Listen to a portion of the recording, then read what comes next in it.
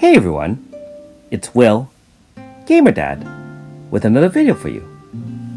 So hopefully all of you are having a great weekend. I know that we're right now in quite a quiet time for another Eden Global, which is something I think most of us aren't used to.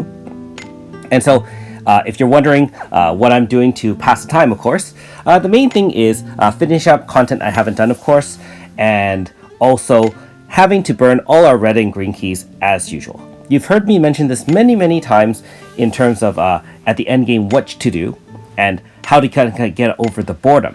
And the reality is this, for us as free-to-plays, and even if you're a dolphin or minnow, the only way to really progress in the game, albeit very slowly, is to get those chants and treatises. And as you know, it's a numbers game.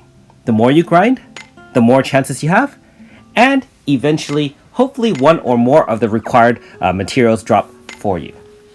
So in this case, in this video, I'm going to feature a speed run both of Garulea Antiquity as well as of Xeno Domain Very Hard. And the reasons I'm doing those ones is mainly for grinding Garyu's Shadow, as well as obtaining some tomes for my beloved waifu, Suzette. So first of all, remember that if you're doing Garulea, no matter what you are doing, whether or not it's present or antiquity, you really want to make sure you have at least 360 light or shadow on your team. And that is not including the character that you need to, carry in order to farm those lights or shadows. So in the case of this team, 360 light, you need Garyu on the team to farm for the shadow as well. Now, in my case, because I do have so much light on Aldo and Azami, I have some flexibility in which characters I want to bring. And so in this case, I am using Myris, which is only 16 light as a healer. If you guys are short on light and you are at the end game and have Straw Boy, you can kind of modify him to be kind of a speedy healer. I don't think he's going to do a significant amount of damage, but if you've unlocked all his board, which I hope that most of you, if not all of you, have already done, you can kind of modify him and add that healing, the practice Qigong. So, if you don't know how to unlock all the different ones, my recommendation is to gather at least 10 of each material from Antiquity, that is the waters as well as the soils. And there's 5 different waters, 5 different soils, and you use one water and then alternate all the 5 soils so you get all 5 of those, and then move on to the next water, alternate all 5 of those until you get all 25 different combinations to unlock all those different boards, as well as get some Chronostones rewards as well. So without further ado, let's tackle Antiquity Garulea dungeon. Now if you haven't already, make sure you like and subscribe to my channel, I really appreciate it. I also do have a Patreon account for those who want to support me this way. So being that I have gathered all the bones in these areas, I'm trying to prioritize going towards areas that have 4 treasure chests. And the reason for that, of course, is that if you go for the bone locations, there are no treasure chests, thereby no chance of getting any chance scripts regardless of how rare they are. Now in each of these dungeons, there are some areas that the enemies are much faster than you, and so in years past, or in dungeons past, I would bring an Amy to VC in, increase your speed and power by 30%, and try to wipe them out in one turn. Now, seeing that you saw my loadout in that I have a fully grassed team with multiple manifest characters and weapons, it's much easier to kind of survive their onslaught with the first turn. You can see these coalesces are much faster than my team, and I realize that. And there's really no problem as long as you kind of adjust your moveset to match theirs. So in this case, I actually have Inferno to wipe out all the enemies, and I do also cast the healing Terra Fortress from Myris in order to kind of heal after I get attacked, but before Garyu does Inferno. I will say that Inferno, especially now that if you have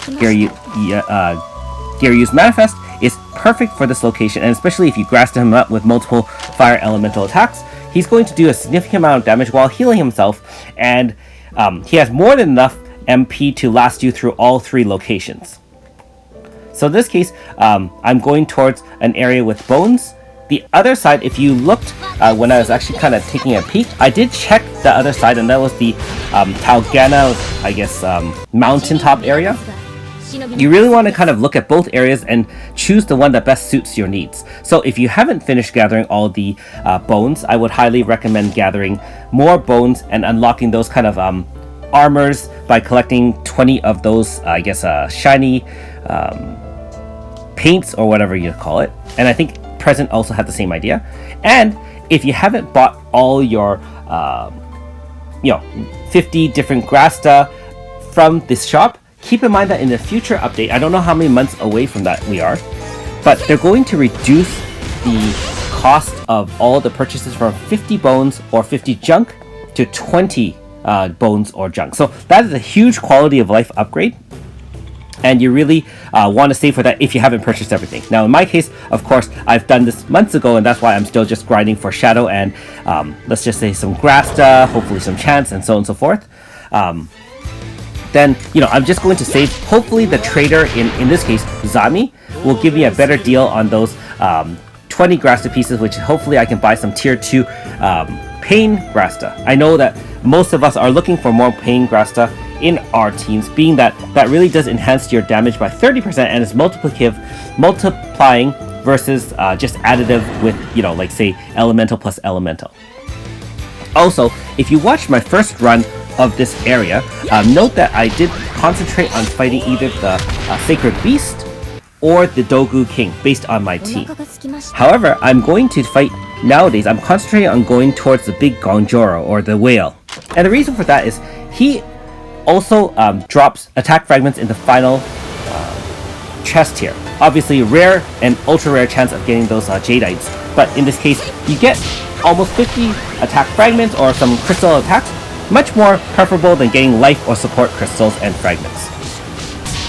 And if you're wondering about my team in general, the reason why I have Myris now, it actually allows me to be very flexible in attacking all 3 bosses very easily without any problem. Because in the past, if I was bringing a Mariel or say another kind of team setup, you're really tailoring your team towards the Wind Weak, which is obviously the Sacred Beast, or in the case of Blunt, if you bring Amy, you can really take on the Dogu King, especially now that I have Tsubami in there, which I always do. Otherwise, using Earth really is a big weakness of the big Gonjoro, and now that I have Myris with Manifest, much more easily done. 3 turns and we're killed. Now one thing I do really want to emphasize is that if you haven't gotten to the point where you have at least 240 or 360 light, you really want to prioritize grinding that, and you can do that 2 ways. Obviously you can do the Straw Boy way, and I would highly recommend focusing on Aldo over Amy. Now Azami, I would say, is a unique case. She is still a viable wind DPS, triple hit, wind resistance debuff. You can grind her light in present Garulea, and most of us had to do some present Garulea at times to at least get tier 2 elemental Grasta. So if you're still Grastaing yourself up and you're kind of in the end game but still in the beginning portion of the end game where you really haven't tackled Antiquity Garulea, my advice would be grind all your green keys on present day, get some elemental tier 2s, maybe some void Grasta, while trying to unlock that 4th and 5th valuable slot for more chances of treaties and chat scripts, I guess. Well, in the case of drops, just Grasta and treaties. Now here we are in our run for Xeno domain, and notice that we are in the manufacturing sector, which is a rare second area, 10% chance, of course. And of course, of that 10% chance, we have a 5% chance of dropping a chat script in this area. Now, if you're wondering why in a speedrun I'd be killing the Obliterator, I'm just showing that for the sake of 2 things. First of all, I don't mind killing rare areas, because why not? We can get another laser cannon, not really anything particular. At this point in the game, I don't need that to craft anything because I have already crafted one of the gear that's required that particular piece, and I think you needed 3 of those. But if you haven't, make sure you do kill at least every time you run through it, because hopefully your team can handle a speed run pretty easily. And I know that I've heard some people complaining that these green and red keys do take a significant amount of time. My answer to that is make sure you try to either research by watching videos or even going to the Another Eden wiki. You can Google that, and you can see the weaknesses and the vulnerabilities of all the mobs as well as the bosses in that particular very hard dungeon. No one's running hard dungeons at the end game. Everyone's using red keys for that, and hopefully green keys for Garulea, or if you happen to want to waste time, you can do other lands as well, although you don't get any treaties that way. So that being said, yeah, you really want to tailor your team. In this case, I know that the 3rd area is all weak to wind, so we could have our OG waifu Suzette wipe out all those air rods. The boss, for example, is weak to Fire Slash, so we're just going to use Fire and wipe him out with Manifest Tsukiya, as well as, of course, AS Renri. And depending on which bosses you're going for, you don't really have to choose as much. For example, in very hard mid-lanes, no weaknesses or resistances, and then you just bring a team that has multiple AoEs. Hopefully, some or all of them are grassed up. You can leave 2 weaker characters in the back, especially if you haven't 255 light your straw boy. You can grind the XP here, and in my case, even though Sophia's level 80, I have her in the back just for example's sake. Anyways, thanks for watching. We'll see you next time.